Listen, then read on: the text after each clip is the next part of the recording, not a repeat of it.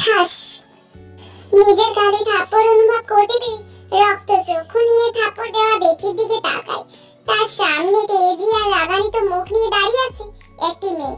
দেখতে আনুমানিক 5 ফুট 3 হবে। এইটুকু একটা মেয়ের হাতে থাপ্পড় খেয়ে রাগটা যেন মাথা চেপে বসেছে। পুরো কামরা জুড়ে কানাঘুষি শুরু হয়ে গিয়েছে। খাদ্যমন্ত্রী মিস্টার আরিম সাহেবের ছেলে জিয়ন জাঙ্কুকে থাপ্পড় মারার মতো দুঃসাহস দেখিয়েছে, যে আমাদের আগামী দিনের মন্ত্রী। মেয়েটির পুরো মুখ ফর্সা হওয়ার দরুন রাগে লাল হয়ে আছে। কোন সাহসে আপনি আমার বন্ধুকে আটকে রেখে এভাবে মেরেছেন? কোন কারণে মেরেছেন? আমার ফ্রেন্ড কি আপনার বাপের বিয়েটা নিজের নামে লিখে নিচ্ছিল নাকি? আপনার বাপ দাদার মাথায় আঘাত করেছে? শুনেছি তো আপনার বাবা খুব ভালো মানুষ, সবাই তাকে অন্ধের মতো সম্মান করে, কিন্তু আপনি তো একটা মুখোশধারী শয়তান। খাদ্যমন্ত্রী নিজের ছেলে সম্পর্কে কিছু জানে? জাঙ্কুক রেগে হাত দুটো মুষ্টিবদ্ধ করে নেয়।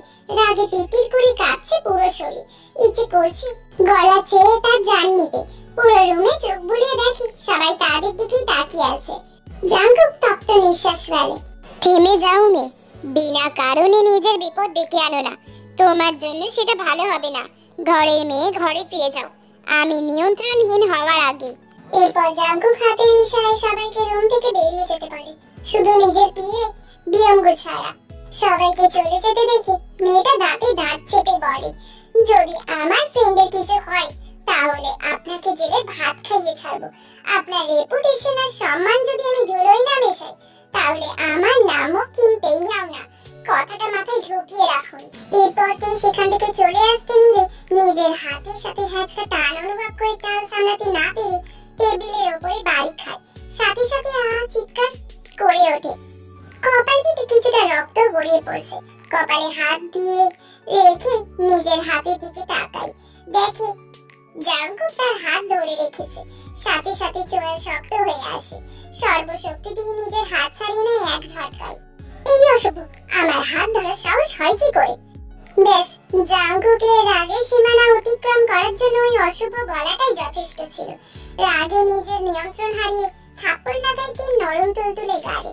এত শক্ত হাতে থাপ্পড় খেয়ে তের তো জ্ঞান হারাবার উপক্রম হয়েছে। মনে হচ্ছে চারপাশে পৃথিবী পুরো ঘুরছে। জীবনে এত বড় থাপ্পড় কখনো খাইনি। এই মানুষটার হাতে থাপ্পড় নাকি আলাদিনের দৈত্যের? তের ভাবনার মাঝে ব্যাঘাত ঘটে কারোর কর্কশ কণ্ঠের।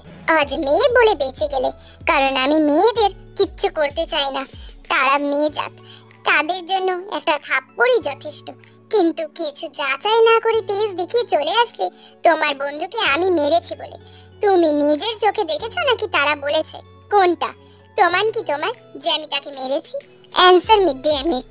থাপ্পড় খেয়ে তে তো এতক্ষণ ঘোরের মতো ছিল, কিন্তু জাঙ্কুকের কর্কশ ধমক শুনে ঘোর কেটে মঙ্গল গ্রহে চলে গিয়েছে। আমি দেখিনি তো কি হয়েছে। তার সাথে আরো অনেকে ছিল, তারা বলেছে খাদ্যমন্ত্রী মিস্টার আরিম সাহেবের ছেলে আমার বন্ধু ওয়াশিককে মেরেছে। তাহলে মিস্টার আরিম সাহেবের ছেলেকে আপনিই তো, তাই না? ভার্সিটি নিজের ক্ষমতা দেখিয়ে অপর পক্ষে বিরোধী দলের ছাত্র নেতা হলেন, আর আমার ফ্রেন্ড হলো আপনার বিরোধী দল। তাই বলে আপনি ওকে ক্ষমতার দাপট দেখিয়ে মেরে পর হসপিটালে পাঠাবেন? আমি বিগত 2 মাস ধরে ভার্সিটি যাই না। শুনেছি আপনি নতুন ভর্তি হয়েছেন আমাদের ডিপার্টমেন্টে। সেখানে এসে ক্ষমতা জাহির করা শুরু করলেন। আর আমি এতদিন পর ভার্সিটি যাওয়ার পর শুনতে পেলাম আমার বন্ধুকে আপনি মেরে হসপিটালে পাঠিয়েছেন। বাট এখানে তো এসে দেখি ভদ্রতার মুখোশ পরে সবার সামনে ন্যায়ের ভাষণ দিচ্ছেন। তের কথা শুনে জাঙ্কুকের কপাল কুঁচকে আসে। এতক্ষণে বুঝতে পারে আসল ঘটনা। এরপর তের দিকে তাকিয়ে দাঁতে দাঁত চেপে বলে, আহাম্মক মেয়ে, আমাকে দেখে কি তোমার ভার্সিটি পড়ুয়া নিব্বা মনে হয়? তুমি যার কথা বলছো সে আমার ভাই ইয়োনো। জাঙ্কুকের কথা শুনে তের চোয়াল ঝুলে গেছে। এতক্ষণে জাঙ্কুকের দিকে তাকায় তে ঠিক ভাবে, সত্যি তো ওনার মতো এত বড় দানব কিভাবে ভার্সিটি পড়ুয়া হতে পারে? দেখতে তো একদম ফিদা হয়ে যাওয়ার মতো চেহারা আর ভাবভঙ্গি। হ্যাঁ, মিস্টার আরিম সাহেবের ছেলেকে তে কখনো দেখেনি। সবাই বলল উনি নাকি মিস্টার আরিম সাহেবের ছেলে। এখানে সবার সাথে মিটিং করছে, সব মাথার উপরে দিয়ে যাচ্ছে। তে, তাহলে আপনি কে? আউট, বের হও আমার কেবিন থেকে আহাম্মক মেয়ে। জাঙ্কুক নিজের চুল খামচে ধরে। রাগে যেন পুরো শরীর জ্বলছে যাচ্ছে। এত বড় ধমক খেতে কেঁপে ওঠে, কিন্তু নিজের বুকে সাহস সঞ্চয় করে বলে, আপনার ধমক শুনতে আসেনি, শুধু আমি জানতে চাই আপনি কে। এখনো মেয়েটা এমন তেজি গলা শুনে জাঙ্কুক তের দিকে তাকায়। অবস্থা বেগতিক দেখে বিয়ঙ্গ বলে, আপনি প্লিজ এখান থেকে চলে যান, ভাই রেগে গেলে কন্ট্রোল করা মুশকিল হয়ে যাবে। কেন, উনি কি ভ্যাম্পায়ার নাকি? আপনি বলুন তো ভাইয়া, ওনার পরিচয়টা কি? উনি মিস্টার আরএম সাহেবের বড় ছেলে জিয়ন জাঙ্কুক। কাল মাত্রই উনি দেশে ব্যাক করেছেন। আর আপনি যার কথা বলছেন সে হলো ইয়নু, ওনার ছোট ভাই। বিয়ঙ্গুর কথা শুনে অবাক হয়ে থাকে। কি ভুল নাই করলো, ইস, ভুল লোকেশনে পার্সেল পাঠিয়ে ফেলেছে। এখন নিশ্চয়ই লোকটা রেগে আছে। হ্যাঁ, রেগেই তো আছে, দেখেই বোঝাচ্ছে, মুখ পুরো লাল হয়ে গিয়েছে। জাঙ্কুকের সামনে যায়। সরি মিস্টার জাঙ্কুক, আমি না বুঝেই কত কিছু বলে ফেললাম। আমি এখানে এসেছি পরেই সবাই বলছিল আপনি মিস্টার আরএম সাহেবের ছেলে। এখন আমি তো আর জানতাম না আপনার বাবার কয় ছেলে, বা আপনাকেও চিনতাম না। ওনারা বলল আমি, ব্যাস, তেয়া কিছু বলতে পারে না, তার আগে বিকট শব্দ কানে ভেসে আসে। রুম থেকে বেরিয়ে যাও বেয়াদব মেয়ে, আদব কায়দা ম্যানার্স বলতে কিছু জানা নেই, আহাম্মক মেয়ে একটা। আপনি কিন্তু, প্লিজ ম্যাম, আপনার কাছে মিনতি করছি, আপনি চলে যান। কেউ আর কিছু না বলে কেবিন থেকে বের হয়ে পড়ে। তে সোজা যায় সেই হসপিটালে যেখানে ওশিককে রাখা হয়েছে। পুরো শরীরে কিছু হয়নি, বাট মাথায় আঘাত পেয়েছে ছেলেটা, হালকার উপর দিয়ে গেছে। তে সোজা গিয়ে ওশিকের শার্টের কলার ধরে। তোর কারণে আজকে আমাকে এমন একটা পরিস্থিতির মধ্যে পড়তে হয়েছে। কি করেছিস তুই? ভুল জায়গায় পার্সেল পাঠিয়ে দিয়েছি। মানে? মানে আবার কি? তোদের কথা অনুযায়ী ওশিককে যে মেরেছে আরএম চৌধুরীর ছেলেকে ধরতে গিয়েছিলাম, কিন্তু ভুলবশত তাকে না ধরে তার বড় ভাইকে থাপ্পড় মেরে দিয়েছি। কি? আরে আমি জানতাম না কি ওনার দুই ছেলে। ওদের মিটিং এ কেন্দ্রে গিয়ে জিজ্ঞেস করি ওনার ছেলে কোনটা, সবাই আমাকে তাকিয়ে দেখিয়ে দেয়। তাই কিছু না ভেবে সবার সামনে থাপ্পড় মেরে দিই। জিমিন আর ওশিক এর দিকে বড় বড় চোখ করে তাকায়। ছেলেটা তোকে কিছু করেনি? ওয়েট ওয়েট, তোর গালে 5 আঙ্গুলের দাগ বসে আছে। হায় আল্লাহ, কপালও কেটে গিয়েছে। তার মানে তুইও খেয়েছিস? হ্যাঁ, লোকটা রুম খালি করে থাপ্পড় দিয়েছে, সবার সামনে দেয়নি, এই অনেক। তারা অনেকক্ষণ এই সবার নিয়ে আলোচনা করে তারপর ওশিককে নিয়ে বাড়ি চলে যায়। এইটা হলো গল্পের নায়িকা কিম তেইহং, পরিবারের বড় মেয়ে। ওর একটা ছোট বোনও আছে। পিচ্চি বোনটার নাম জেসো। বাবা মিস্টার সুবিন সাহেব আর মা হলো ইয়ঞ্জুন।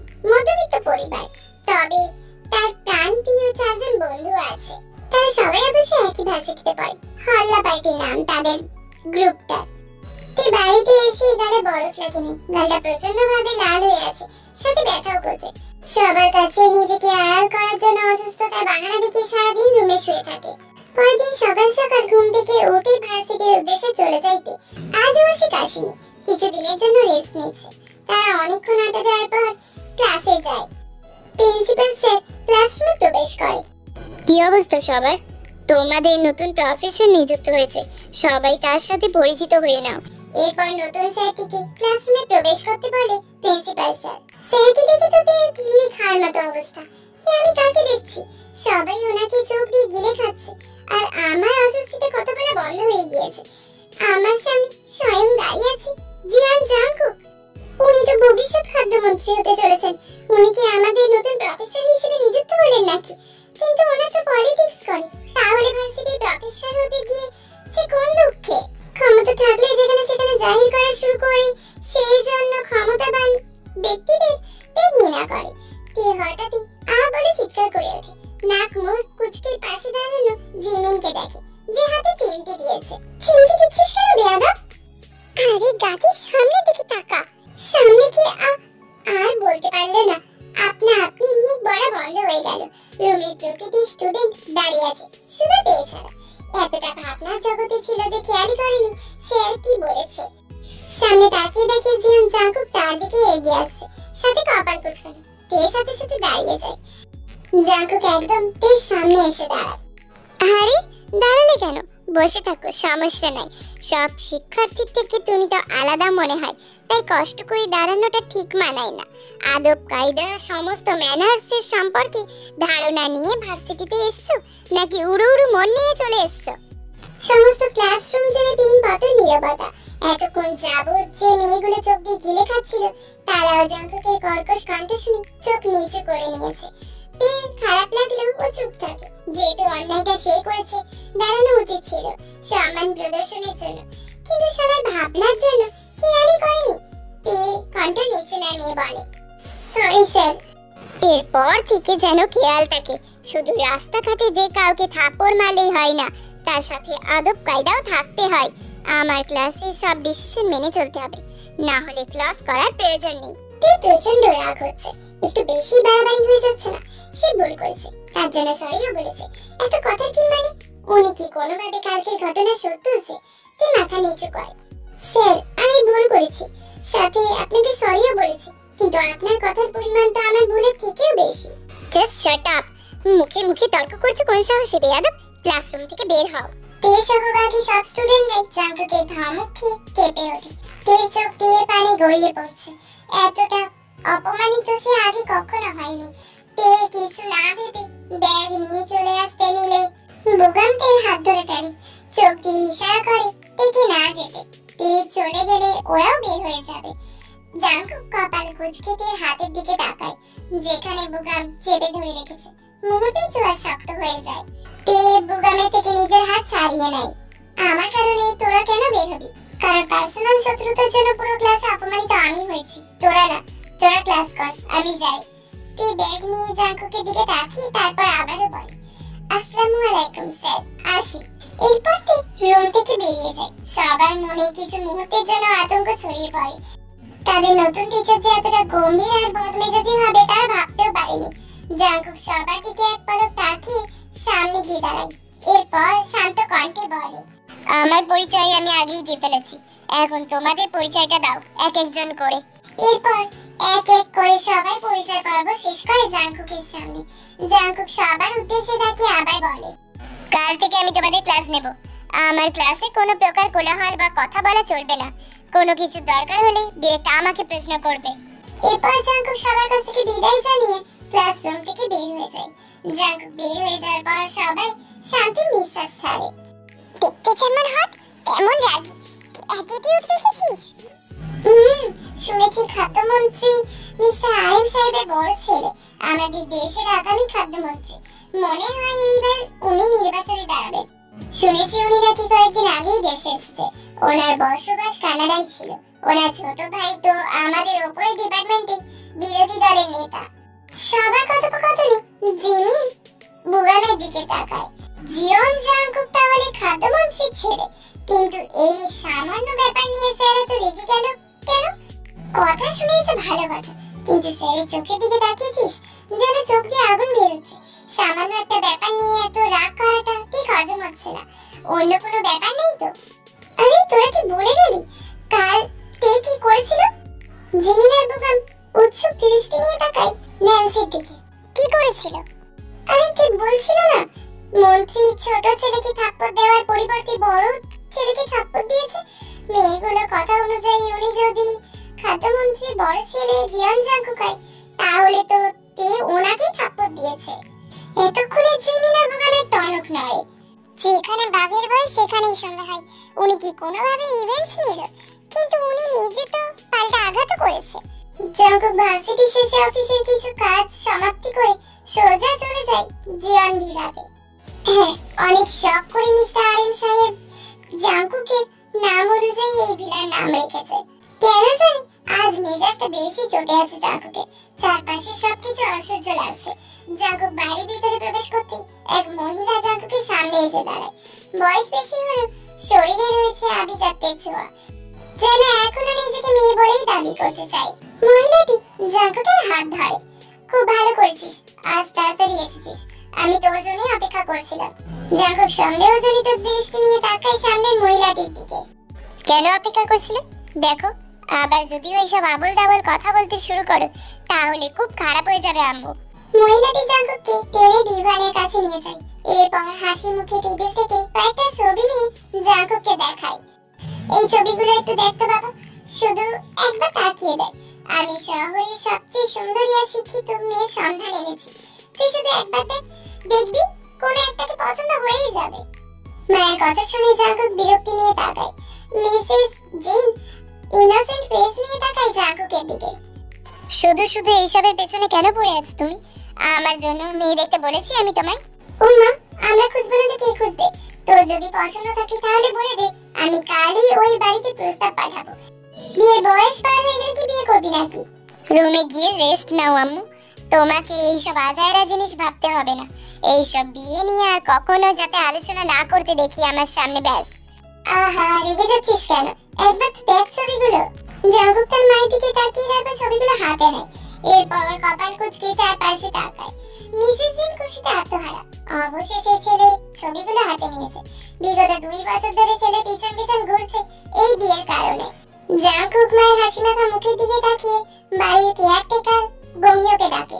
জাঙ্কুকের ডাক শুনে মুহূর্তেই গংইয়ো হাজির হয়। মিসেস জিন জাঙ্কুকের দিকে ভ্রু কুঁচকে তাকায়। তুই গংইয়োকে ডাকছিস কেন? চাচা, এই ছবিগুলো নিয়ে সোজা ডাস্টবিনে ফেলবেন, যাতে ছবিগুলোর অস্তিত্ব না বোঝা যায়। মিসেস জিন ছেলের দিকে বিস্ময় চোখে তাকায়। এমন ভাবে তাকিয়ে আছে যেন কোনো বড়সড় অন্যায় করেছে। এরপর একটা তপ্ত নিঃশ্বাস ছাড়ে। ছেলে মানুষের চরম পর্যায়ে পৌঁছে যাচ্ছে না তুমি? বিয়ে করতে চাও না? সারা জীবন কি চিরকুমার হয়ে থাকবে নাকি? জীবনে চলার পথে সবার সঙ্গীর প্রয়োজন হয়, বোঝার চেষ্টা করো। মেয়েদের ঘৃণা করো, সেটা তোমার চিন্তা ভাবনা, কিন্তু সব চিন্তা ভাবনাকে প্রাধান্য দিলে চলে? তোমার জীবন এগিয়ে যাওয়ার জন্য হলেও একটা বইয়ের প্রয়োজন। আমাদেরও তো রাতে রাতে মুখ দেখার ইচ্ছে হয় নাকি? জাঙ্কুক তার মায়ের কথায় প্রচুর বিরক্ত হয়। জীবনে চলার পথে বিয়ে করতে হবে কেন? একাকী সুস্থভাবে জীবন কাটানো যায় না? চারিপাশে বিয়ে নিয়ে এত কোলাহল দেখে সে ক্লান্ত হয়ে পড়েছে। দাম্পত্য জীবন নিয়ে এত কোলাহল চারিদিকে, ডিভোর্স, স্বামী স্ত্রীর মধ্যে সম্পর্কের অবনতি, এই সব করতে চায় নাকি বিয়ে করে? এইসব প্রতিকূলতার মধ্যে জাঙ্কুক পড়তে চায় না বলে সিঙ্গেল আছে। তারপর আবার সব মেয়েকেই তার ছলনাময়ী মনে হয়। একজন তো তার মনের গহীনে জায়গা করতে পারে না। হাত বাড়ালেই হাজার হাজার মেয়ে পাওয়া যায়, কিন্তু আমার তো এইসব বেহায়া মেয়েদের পছন্দও নয়। মেয়েদের হতে হবে ব্যক্তিত্ব সম্পন্ন, নরম সরম মেয়ে। জাঙ্কুকের একদম পছন্দ নয়। মেয়েদের চোখে থাকতে হবে এক তেজি তেজি ভাব। ভাবনার মাঝে হঠাৎ করে তের কথা মনে পড়ে। চোখে ভেসে ওঠে সেই দিনের তেজি চোখ জোড়া। সাথে সাথে মুখে বিরক্তি চলে আসে। ইস, ওই মেয়ে তো পুরো বেয়াদব। জাঙ্কুক আর কোনো কিছু না বলে ওপরে চলে যায়। মিসেস জিন হতাশ হয়ে তাকিয়ে আছে। ছেলেকে হাজার কথা বললেও কানে তোলে না। এইভাবে জীবন আর কতদিন চলবে? শখের বশে প্রফেসর হতে চেয়েছিল, তাও হয়েছে, কিন্তু সামনে আবার নির্বাচন। নির্বাচন, ব্যবসা, আবার ভার্সিটি, কয়টা সামনে পেয়েছিল? তার জন্য একটা মেয়ে তো প্রয়োজন আছে নাকি? মিসেস জিন নির্লিপ্ত শ্বাস ফেলে মাথায় হাত রেখে বসে। অন্যদিকে জাঙ্কুক রুমে এসে লম্বা সবার নাই। ড্রেসিং টেবিলের সামনে এসে নিজের প্রতিচ্ছবির দিকে তাকায়। চোখের সামনে ভেসে ওঠে একটা ছেলের শরীর ঘেঁষে বসেছিল। এই মেয়ে ছেলেদের শরীর ঘেঁষে কেন বসেছে? এইসব মনে মনে আওড়ানোর পরেই আবারও আওড়াই।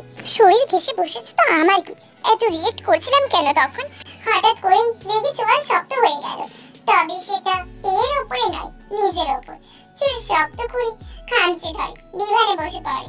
যে করি হোক মাথা ঠান্ডা রাখতে হবে, কিন্তু রাগ কেন হচ্ছে সেটা নিজেও জানে না। শুধু শুধু কেন ডেসপারেট হয়ে পড়ছি আমি? পরের দিন টিফিন টাইমে ক্যাম্পাসে বসে আছে তে, ওশিক, বুকাম, জিমিন আর ন্যান্সি। ওশিকের মাথায় এখনো ব্যান্ডেজ করা, তবে আগের থেকে অনেকটা ভালো আছে। ওশিক সকালে এসে শুনেছে নতুন প্রফেসর নিযুক্ত হয়েছে, খাদ্যমন্ত্রীর ছেলে মিস্টার জিয়ান জাঙ্কুক। সাথে তের সাথে খুব বড্ড রুড ব্যবহার করেছে। আচ্ছা, 2-3 মাস পরেই তো ইলেকশন। জনগণ চাচ্ছে মিস্টার জিয়ন জাঙ্কুককে খাদ্যমন্ত্রী বানাতে।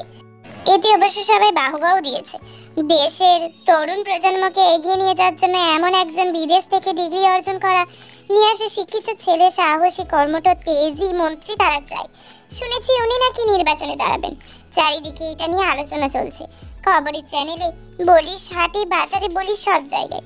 কিন্তু ইউনিভার্সিটির প্রফেসরে নিযুক্ত কেন হলেন? আর যদি টাকার কথা বলিস তাহলে তো ওনাদের টাকার অভাব নেই। ওরা পারলে এমন একটা ভার্সিটি নিজে তৈরি করতে পারে। উনি ভার্সিটির প্রফেসর কেন হয়েছে এটাই মাথায় ঢুকছে না। হয়তো উনি শিক্ষকতা পছন্দ করেন। জীবনে প্রথম কোনো ভার্সিটির প্রফেসর এত হ্যান্ডসাম আর স্মার্ট দেখেছি। না হলে সবাই তো বুড়িওয়ালা। সৌন্দর্য যেমন আছড়ে পড়ছে, ঠিক তেমনই রাগটাও আর দাম্ভিকতাও শিরায় শিরায়। প্রথম দিন এসে কিভাবে সবার সামনে এক ভয় ঢুকিয়ে দিয়েছে। তবে একদিকে ভালোই হয়েছে, মেয়েরা যেভাবে গিলে খাচ্ছিল, আমি তো ভেবেছিলাম চোখ দিয়ে গিলে খাবে হয়তো। পরে স্যারের ধমক শুনে একটা ভেজা বেড়ানোর মতো হয়ে গেছে সবাই। কথা বলা শেষ করে ন্যান্সি হেসে ওঠে। বিরক্তি নিয়ে বলে, বন্ধ করবি ওই দানবের গুণগান গাওয়া? শুধু সৌন্দর্য থাকলেই হয় না, ওনাকে দেখলে এখন আমার শরীরে কাঁটা দিয়ে ওঠে। আল্লাহ আল্লাহ বলে ক্লাস করতে পারলেই হলো। তাদের আড্ডার মাঝে ক্লাসের ঘন্টা বেজে ওঠে।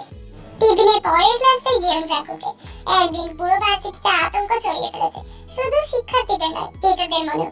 যেসব টিচাররা আগে ক্লাস ফাঁকি দিয়ে অফিসের বা রেস্টরুমে গিয়ে বসে থাকতো, তাদের স্পষ্ট জানিয়ে দিয়েছে যদি পরবর্তীতে এমন কিছু দেখে তাহলে তাদের উপর ব্যবস্থা নেওয়া হবে।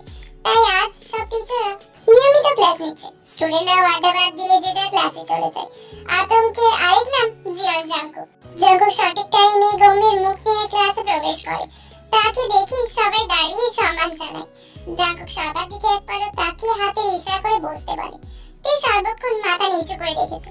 তারা আজ সময়ের অভাবের জন্য শেষে বেঞ্চে বসেছে। জাংকুক এক এক করে পড়াতেই থাকে। সবাই এক দৃষ্টিতে তাকিয়ে আছে জাংকুকের দিকে। তে মনে মনে ভাবে, রাগী আর বদমেজাজি হলো সুন্দরভাবে পড়ায়, তবে মেয়েরা পড়া নাম করে শুধু তাকেই দেখছে। জাংকুক মেয়েদের তাকানোর অনুধাবন করতে পেরে এতক্ষণে যা পড়িয়েছে তা লেখার জন্য বলে, যাতে তার দিক থেকে মনোযোগ সরিয়ে খাতার লেখার দিকে আসে। যদি তাকে এইভাবে সবাই দেখতে থাকে তাহলে আর পড়া মাথায় ঢুকবে না। এই জন্যই সে মেয়েদের ঘৃণা করে, ছেলেদের দেখলেই ড্যাব ড্যাব করে তাকিয়ে থাকে। জাংকুক বিরক্তির চাপ নিয়ে বাইরে এসে দাঁড়ায়। সে চলে যেতে ক্লাসে ফিসফিসানি লাগে। ঠিক সেই মুহূর্তে সে রুমে ঢুকে। তারা সবাই তাকে দেখে চুপ হয়ে যায়। জাংকুক সবার দিকে তাকিয়ে ধমকের সুরে বলে, কারা কথা বলছো? সবাইকে নিশ্চুপ থাকতে দেখে তার নিজের গম্ভীরতা বজায় রেখে আবারও বলে, তোমাদেরকে কাজ দিয়ে গেছিলাম, কথা বলতে বলে যাইনি। পরবর্তীতে যাতে কোনো কথা বলতে আর আমি না দেখি। তোমরা হলে আগামী দিনের ভবিষ্যৎ। তোমরা যদি সঠিক শিক্ষায় শিক্ষিত না হও তাহলে পরবর্তী প্রজন্ম কি শিখবে? এরপর থেকে খেয়াল রাখবে শুধু পড়াশোনার মধ্যে। যে কাজ দিয়েছি সেটা শেষ করো। তীরে আমি এটা বুঝতে পারিনি। স্যারকে বল, ভয় করছে। যদি কিছু বলে তুই বল না, যাতে একটু বুঝিয়ে দেয়। আমি তো বুঝেছি, আর স্যার তো অনেক সুন্দর করেও বুঝিয়েছে। তখন খেয়াল কোথায় ছিল তোর? এত সুন্দর ডিয়ারি মিল্ক সামনে থাকলে আর পড়াশোনায় মনোযোগ থাকে নাকি? দিনে দিনে উচ্চারণে যাচ্ছিস তুই ন্যান্সি। প্লিজ তুই একবার স্যারকে বল না আরেকবার বুঝিয়ে দিতে, প্লিজ দোস্ত। তে এক নিঃশ্বাস ছেড়ে উঠে দাঁড়ায়। জাংকুকের দৃষ্টি আকর্ষণ করার জন্য স্যার বলে ডাক দেয়। জাংকুকের ডাক দেওয়া ব্যক্তির দিকে তাকায়। তেকে এত পিছনে থাকতে দেখে কপাল কুঁচকে আসে। জাংকুক তার সামনে গিয়ে দাঁড়ায়। কপাল কুঁচকে রেখে কিছু একটা পরখ করছে। তে পাশে ওশিকে বসে থাকতে দেখে পুনরায় রাগটা মাথায় চেপে যায়। চোয়াল শক্ত হয়ে আসে মুহূর্তের মধ্যে, কিন্তু রাগ ওঠার কারণ খুঁজে পাচ্ছে না। ছেলেদের সাথে তো আরো অনেক মেয়ে বসে আছে, ওই তাদের দিকে তো এমন লাগছে না। এই বেয়াদব মেয়েকে কোনো পুরুষের সাথে দেখলে এমন রাগ কেন লাগছে, অস্থিরতা কেন হচ্ছে? জাংকুক তাই নিজের সকল রাগকে সাইডে রেখে তেকে গম্ভীর কণ্ঠে জিজ্ঞেস করে, বলো কি সমস্যা?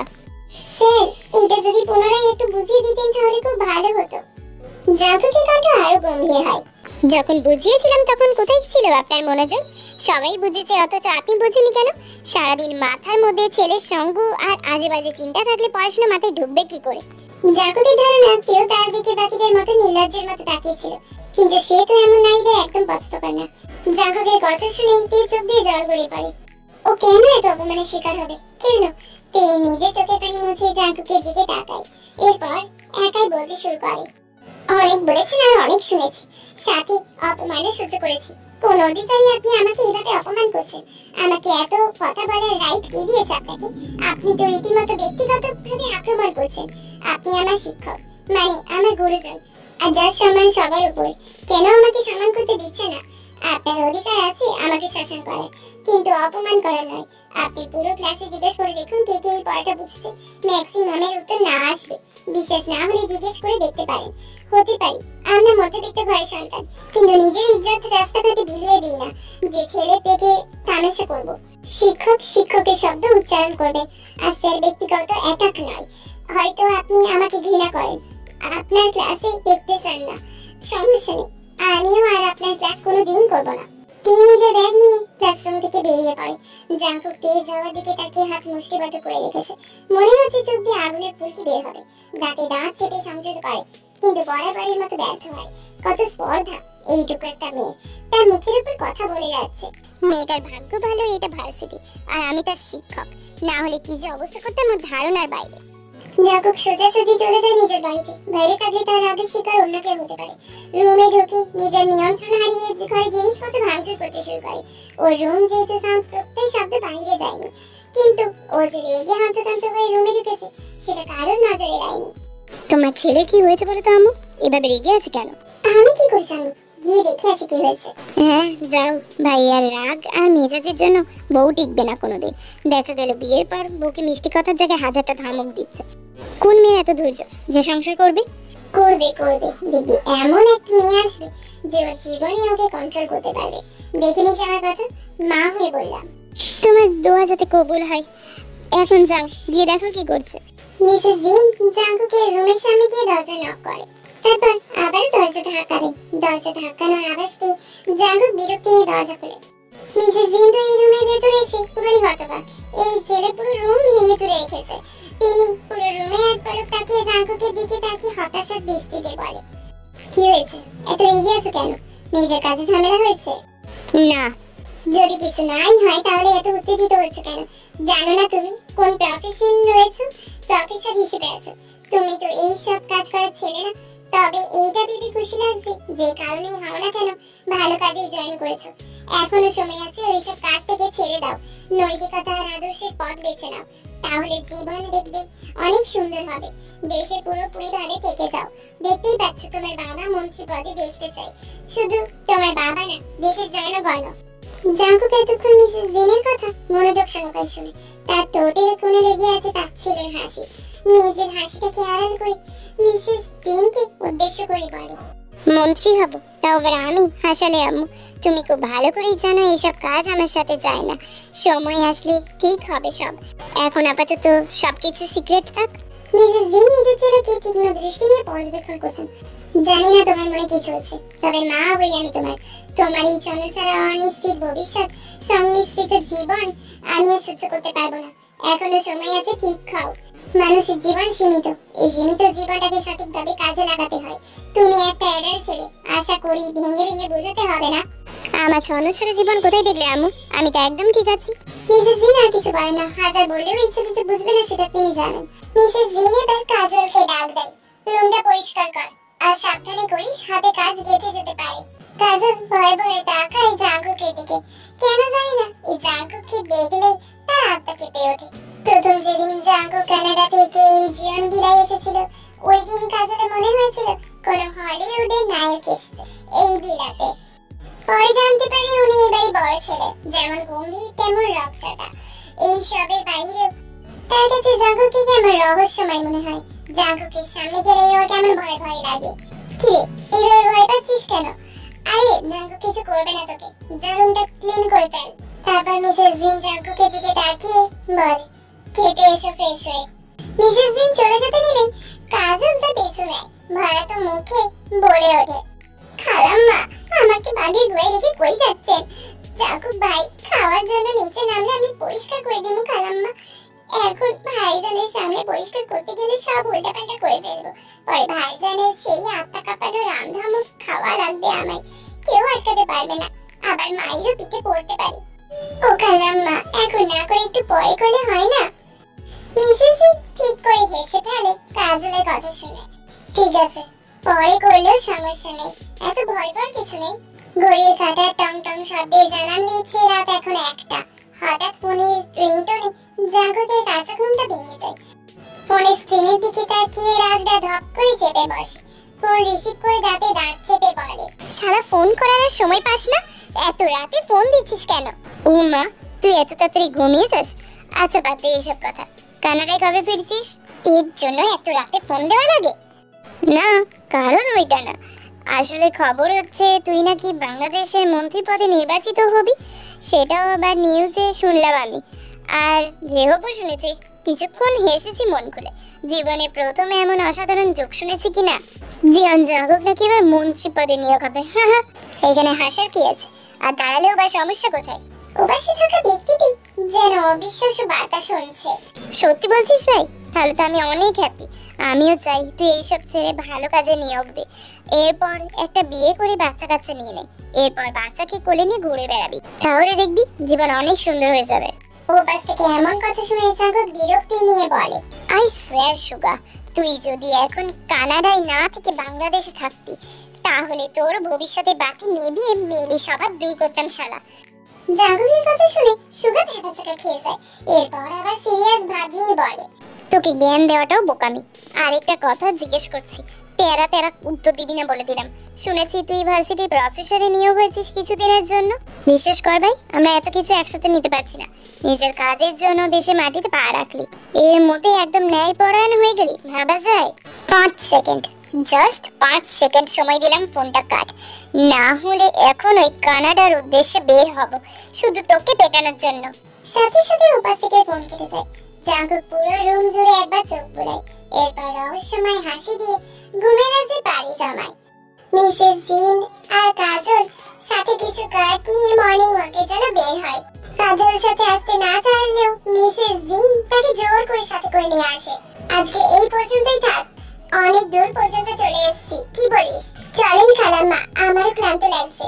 মিসেস জিন কাজল বাড়ি যাওয়ার জন্য পা বাড়াতেই চোখ যায় কয়েকজন পথ শিশু দিকে, যারা গোল হয়ে রয়েছে। আর তাদের মধ্যে একটা মেয়ে, মায়াবী মুখশ্রী, তার সাথে স্নিগ্ধ হাসি। পোশাক আশাক যথেষ্ট সাবলীল। পথ শিশুগুলোকে হাসি মুখে খাবার বিতরণ করে দিচ্ছে, আর এতেই যেন মেয়েটা পর্যাপ্ত সুখ পাচ্ছে। এই দৃশ্য দেখে মিসেস জিনের মনে এক ভালো লাগা জাগে। আজকালকার মেয়েরা তো দাপটের সাথে চলে, কয়জনই বা এই পথ শিশুদের খোঁজ নেয়। মিসেস জিন ধীরে পায়ে এগিয়ে যায় পথ শিশুদের কাছে। মেয়েটি মিসেস জিনের দিকে তাকিয়ে সম্মানের সহিত সালাম জানায়। আসসালামু আলাইকুম আন্টি। জি, কিছু বলবেন? না মা, কিছু বলার জন্য নয়, দেখার জন্য এসেছি। এই যুগে এসে এত ভালো মেয়ে পাওয়া যায়। কি নাম তোমার? জি, কিম তেইয়াং, ডাকনাম তে। মা, খুব মিষ্টি নাম তো দেখছি, ঠিক তোমার মতো। আজ কি উপলক্ষে এদের খাওয়ানো হচ্ছে, তাও সকাল সকাল? কোনো উপলক্ষে নাই, আমি তাদের সপ্তাহে 2 দিন খাবার খাওয়াই, এমনি। কারণ খাবার খাওয়াতে আমার খুব ভালো লাগে। তাদের মুখে তৃপ্তিময় হাসি দেখে এক অদ্ভুত শান্তি আসে। মেয়ে হিসেবে তুমি খুব নমনীয়, ভদ্র, সুশীল, তা কিছুক্ষণের মধ্যেই অনুধাবন করতে পেরেছি। ধন্য সেই বাবা, যিনি তোমার মতো মেয়েকে জন্ম দিয়েছে। তাহলে আজ আসি, আবার কোনো একদিন দেখা হবে। জি ঠিক আছে, আল্লাহ হাফেজ। মিসেস জিন ঘরে এসে ডিভানে বসে কিছু একটা ভাবছেন। এমন সময় জাঙ্কুক ড্রয়িং রুমে প্রবেশ করে। পরনে জিম করার ড্রেস। প্রায় অনেকক্ষণ ধরে জিম করার কারণে ফর্সা মুখখানা লালাবাই ছড়িয়ে পড়েছে। মিসেস জিন জাঙ্কুকের যাওয়ার পানে তাকিয়ে আছে, মুখের কোণে লেগে আছে মুচকি হাসি। কাজল মিসেস জিনের এইরকম হাসি দেখে কপাল কুঁচকে আসে। খালাম্মাকে কি ভূতে ধরল নাকি? সেই রকম সময় হাসে কেন একা একা? এইভাবে হাসতেছেন কেন? আজ রাস্তায় যে মেয়েটার সাথে দেখা করেছি, মেয়েটা অনেক সুন্দরী আর সাথে ভদ্র, তাই না? একদম খালাম্মা, আমার খুব ভালো লেগেছে। তার উপর গরিবদের জন্য কত মায়া, যারা গরিবদের মায়া করে তাদের আমার খুব ভালো লাগে। নিজে তো গরিব, তাই ওই মাইয়াটা যদি বড় ভাইজানের বউ হইতো তাহলে কত ভালো হতো, তাই না? এই এতদিনে আমার মনের মতো একটা সত্যি কথা বলেছিস, আমার খুব মনে ধরেছে। ওই মেয়েটা এই জীবন বাড়ি বউয়ার যোগ্যতা রাখে, কিন্তু বড় ভাইজান তো জীবনও রাজি হবে না। উনি শুনলে ঘূর্ণি যা শুরু করবো। এইটাই তো ভয় আমার ছেলেটাকে নিয়ে, কিন্তু এমন কাজ করব যে ও করবে, সাথে ওর বাপও করবে। খালাম্মা, আমি এইসব কিসব বলছেন? খালু জানে আবার বিয়ে দেবেন? আরে আহাম্মক, এইটা তো কথার কথা। তবে আমার এই বিয়ের মিশনে তোর সাহায্য লাগবে।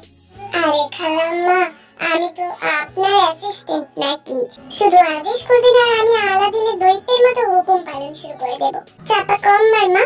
মেয়েটার নাম কিন্তু ইয়ং বলেছিল না, তাই তো? হ্যাঁ, আজই আমি ওই মেয়ের বাড়িতে বিয়ের প্রস্তাব পাঠাবো। তোর খালুজানের সাথে আমি কথা বলে আসি। খবরদার এই কথা যাতে জাঙ্কুক কোনোভাবে জানতে না পারে। সময় হলে আমরাই ওকে জানাবো। বিয়ে করবে না, তাই তো? এখন তাহলে ছলনার আশ্রয় নেব। কাঁটা দিয়ে কাঁটা তুলতে হয়, এখন বিয়ে করতে বাধ্য।